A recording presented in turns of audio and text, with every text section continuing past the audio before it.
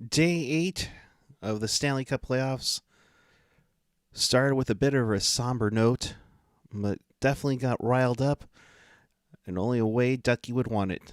It's August 18th, 2020, and let's talk about it on Teal Town After Dark.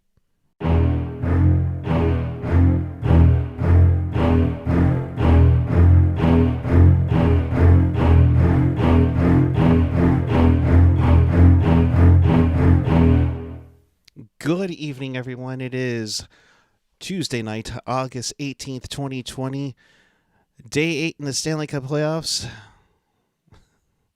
We had one handshake, and for many Sharks fans, probably not the one that you all wanted.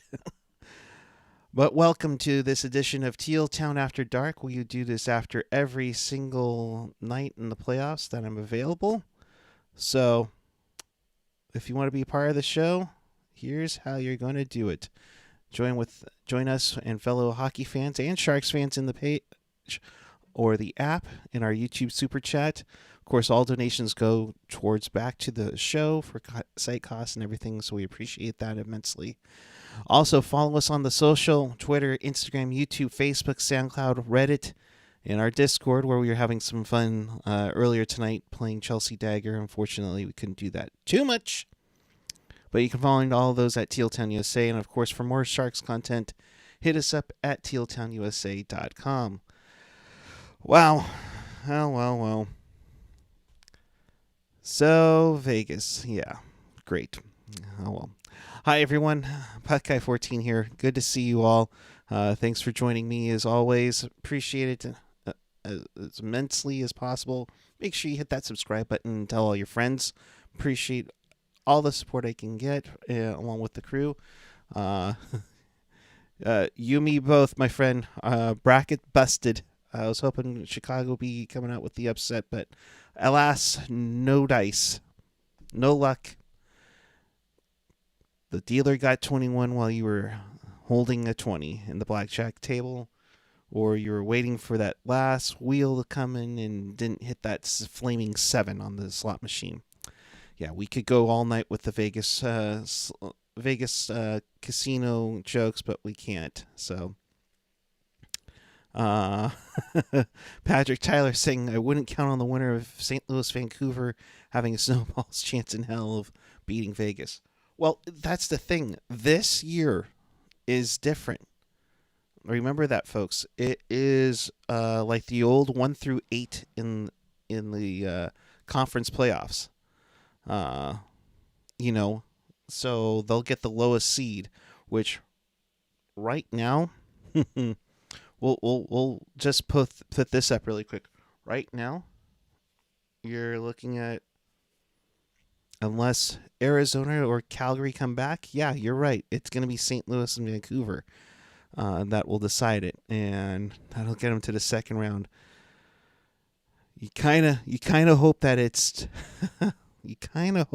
freaking St. Louis in that case. Although Vancouver has potential, but I can't see it. So we'll get that back shortly. We're already seeing a bunch of chat coming in, so thank you all for coming in. Appreciate it. LMAO, you rolled snake eyes. Yep. Pretty much, folks. Pretty much. Zach, I think that's the sentiment for every Sharks fan. So hi to you, Zach. Thanks for staying up over on the East Coast. Screw Vegas. They're just a machine. Their only loss is on a buzzer beater. PDB has them rolling, and honestly, I think it's Vegas, Colorado in the Western Conference Final, unless something falls apart for Colorado. And if it does, they're in. I mean, to me, Vegas is in the Cup Final if things fall apart in the West. So, yeah, it's just going to be crazy. But let's get to the games at hand, and then we will talk about the somber news about Dale Howardchuk. Tough one, with that one. We begin with Philly and Montreal. Philly's on a roll. We knew that we've been saying. I know AJ even said it on the Pucknologist. They're going to find for Carey Price to win, but he's only got one, and he's not getting the goal support. I mean, 2 goals. I didn't think Price was completely at fault on this, but yikes. 2-0 the final there. Raffle with the game winner, and this one, Carter Hart, with the game winner. You gotta think, Flyers might be good. Could Alain Vigneault get another team to the Stanley Cup final? And do they give Vegas any chance if they were to keep going? I don't know. I think Carter Hart and that team is looking good. Vigneault went to shuffle up his lines today just to try to get some more offense going. They got a couple of goals, but those couple of goals are going to be a concern when you're going up against either Boston or insert team or the Islanders or whoever they're going to get.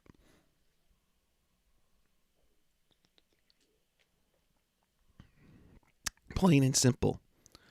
So,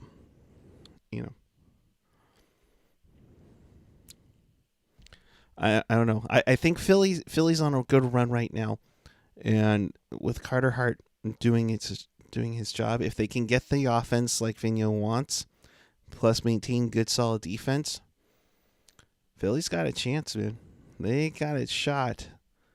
May not be when everybody expected, but if they can get that offense going, that'd be huge for them.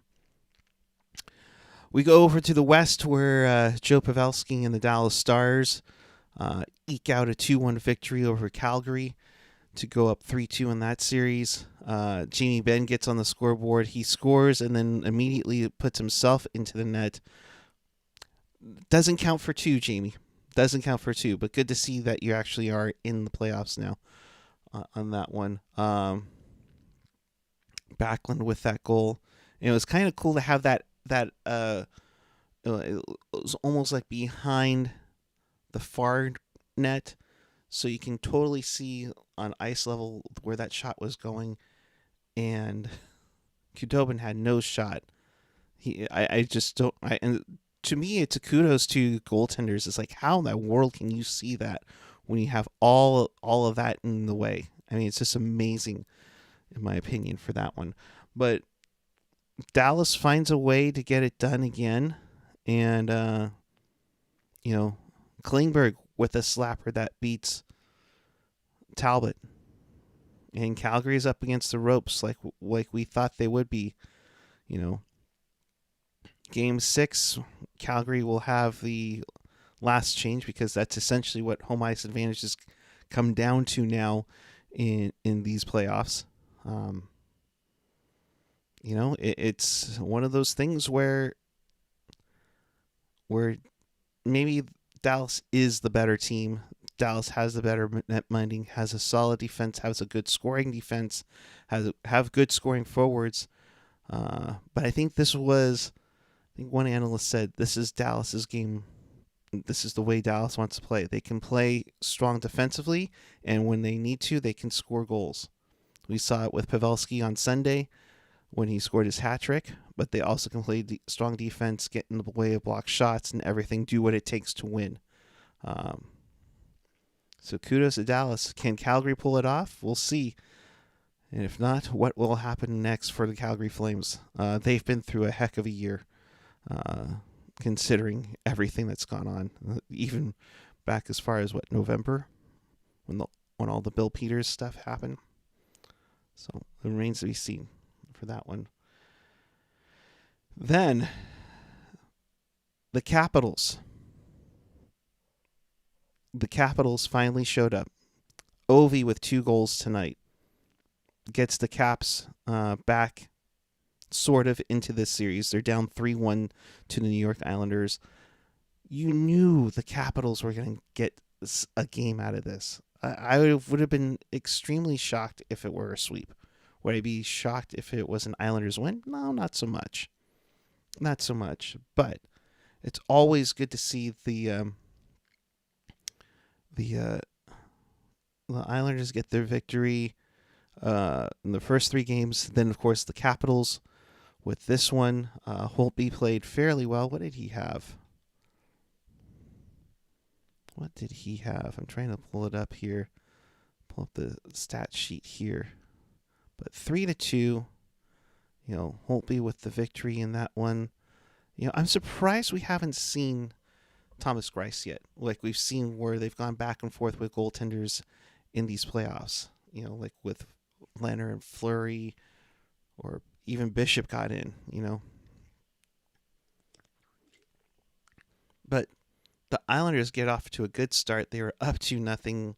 Peugeot 350 in, Matthew Barzal 916 in. Then Kuznetsov and Ovechkin get in there to make sure they keep their season alive, for crying out loud, and keep the Sharks' hopes for getting an extra pick in this year's draft going. I know, Dylan took a penalty in this one, but other than that, pretty solid night all around for the Caps. 24 saves for Braden Holtby, so he was moderately busy. And boy howdy, I think that might have saved himself some money in free agency, because man, after this series, if they go out early, Holtby's gonna maybe not get as big of a payday as he is, and if that's the case, where's he gonna go? Tight cap has changed everything. The likes of Alex Pietrangelo, the same with St. Louis. Where are they gonna get the money? And that's the crazy part. So, and then Vegas.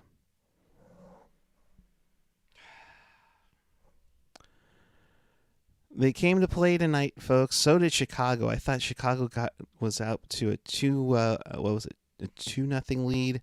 You saw Taves get on the board first, and Alex Abrincat, looking good. Yeah, Pacioretty gets one back late in the first, but then Vegas takes over like they usually do. Usually it's Vegas, getting the first goal early on and everything, but Vegas is relentless. They will not stop.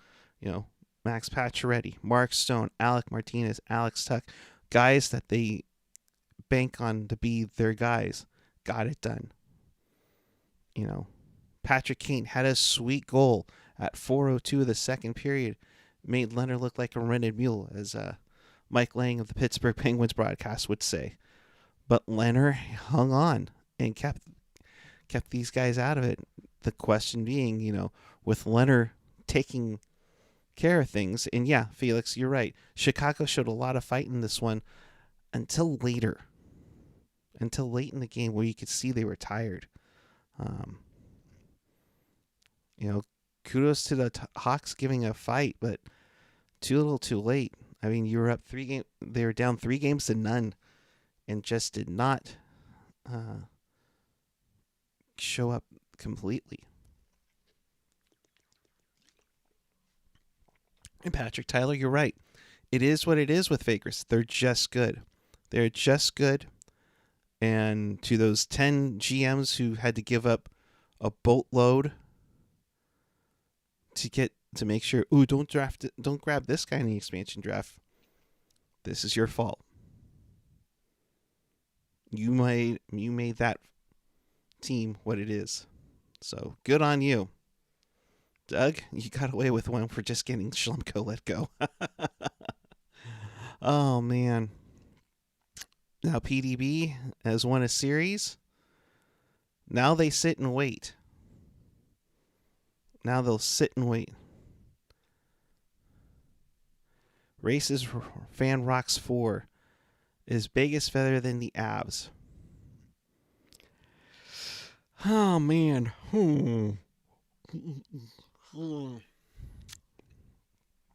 Is Vegas better than... It's tough to say. I think they've had a lot better luck than the Avalanche. I'll say that for sure. But to me, I think it's up in the air if it's Vegas and Colorado for the Western Conference Final. And honestly, I think out of the West, unless St. Louis, Vancouver, or Dallas just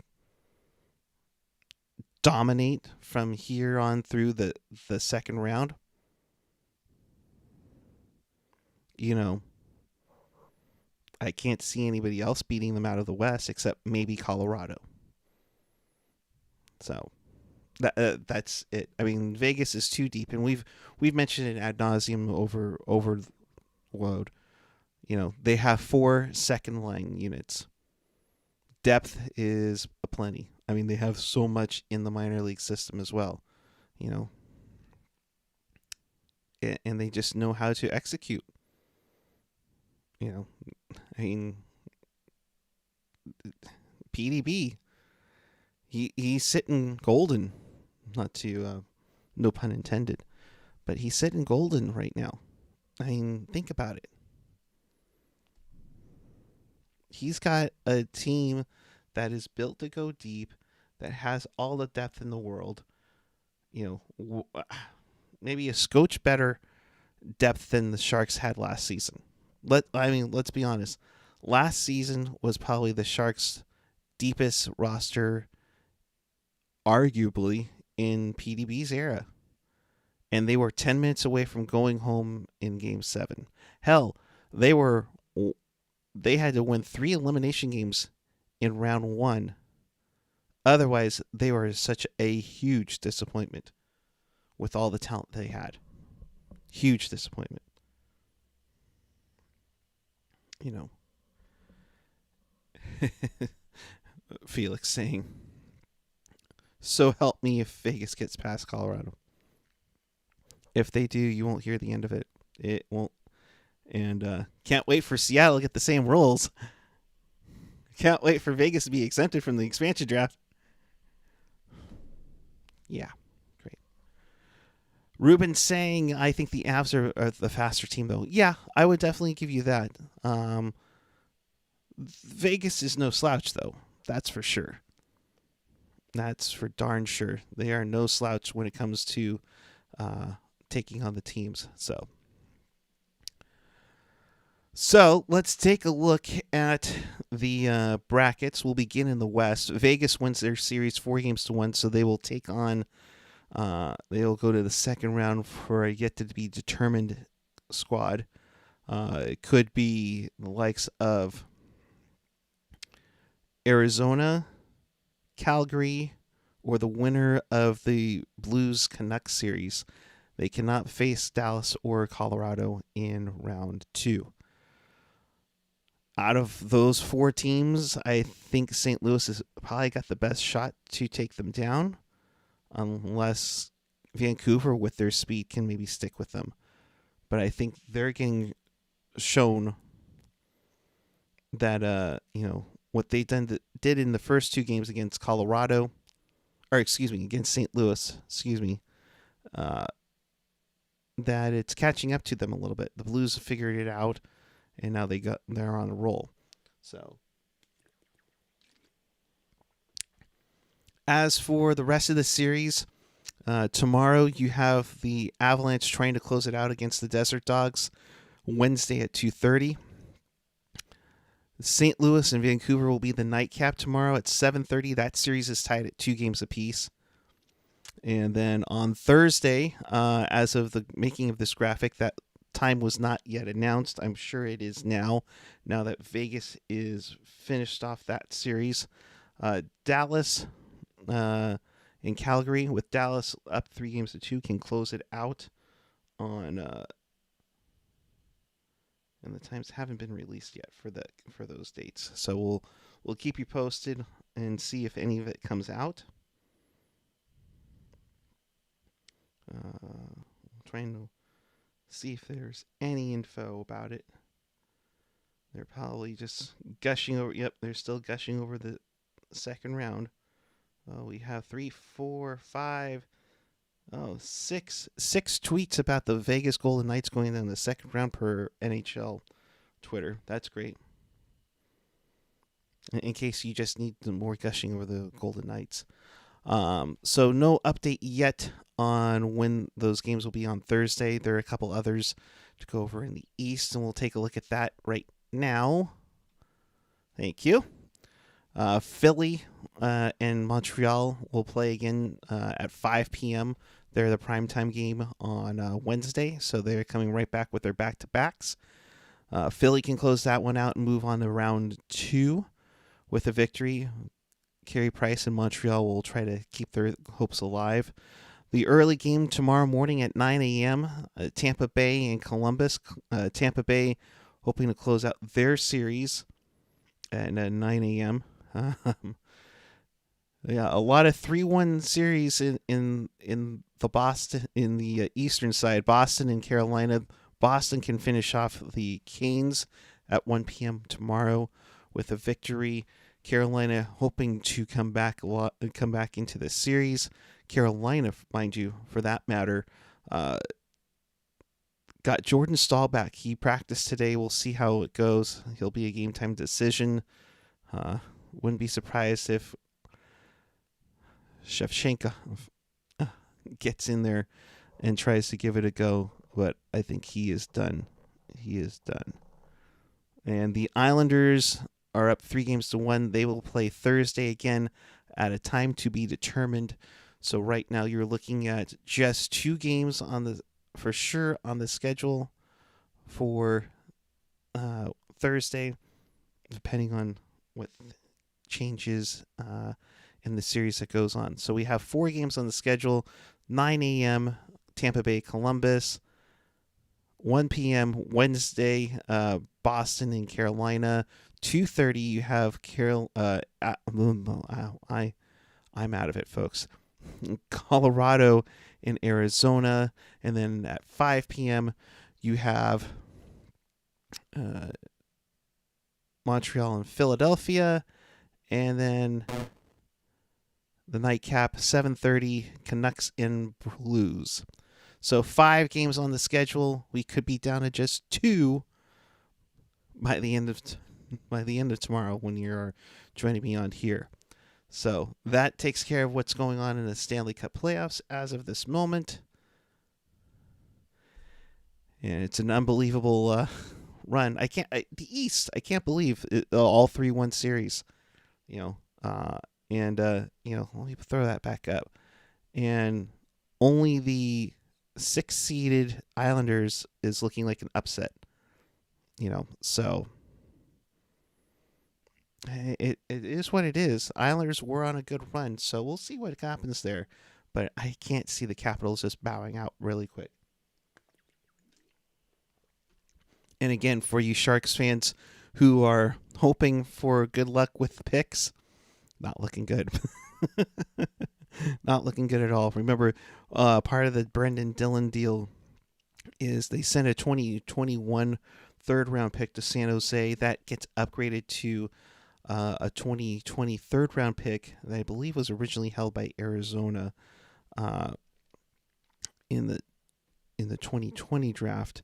If the Capitals win the Stanley Cup with Brendan Dillon, that doesn't look good. Of course, Tampa gave the Sharks their first-round pick, and right now they look on the verge of advancing, which would mean that pick would be no later than, I think, 24, if my math is working correctly. So, a couple items in the chat. Colorado needs pest Kadri to show up, not take penalties or get suspended Kadri.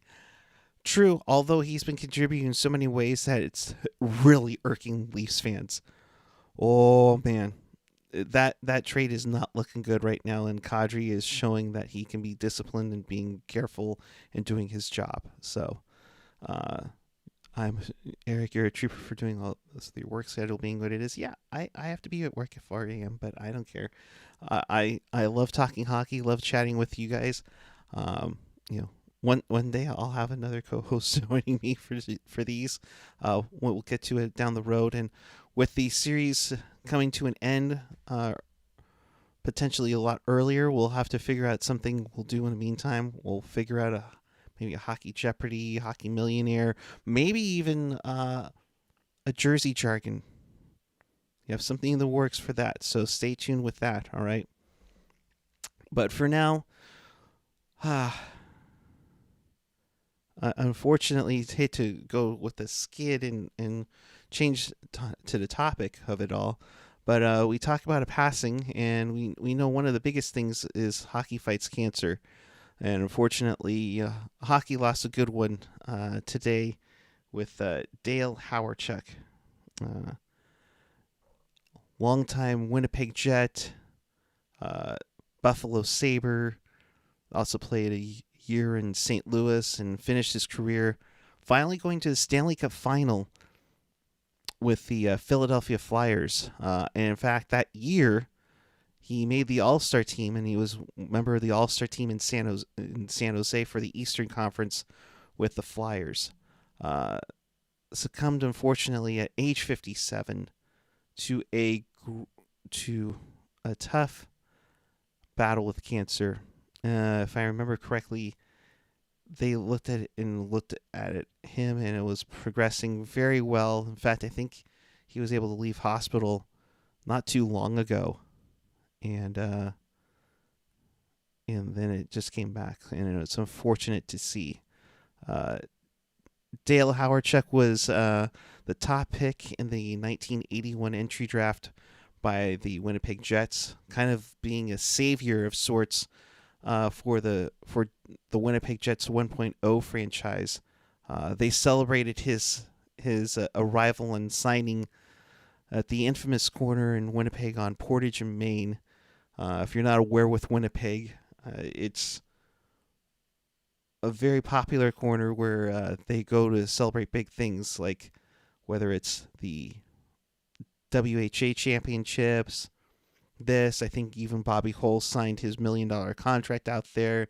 The night before the rumors of the Thrashers being owned by True North Sports and Entertainment, they're all there. Hawerchuk was one of those guys that were such a dominant player, especially early in his career. And unfortunately, when the Sharks came into the league, it wasn't exactly there. In fact, I think in 1990 he was traded on draft day to Buffalo, and a huge one. His dad, kind of said that he was skating before he could walk. He was already playing competitive.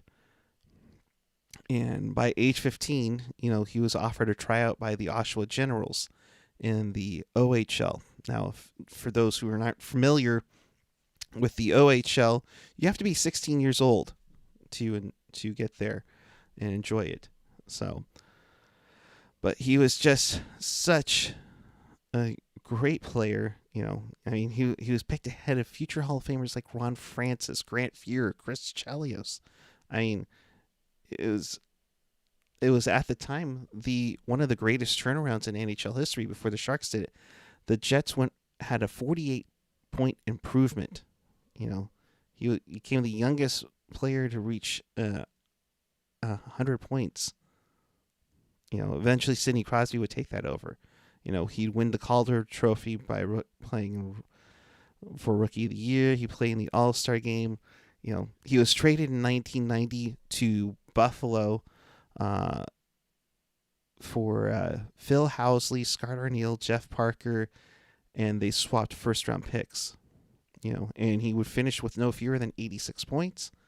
It was crazy. He would go on to St. Louis, scoring 41 points. And then before Gretzky, I think, got there, he was traded to the Flyers in 96.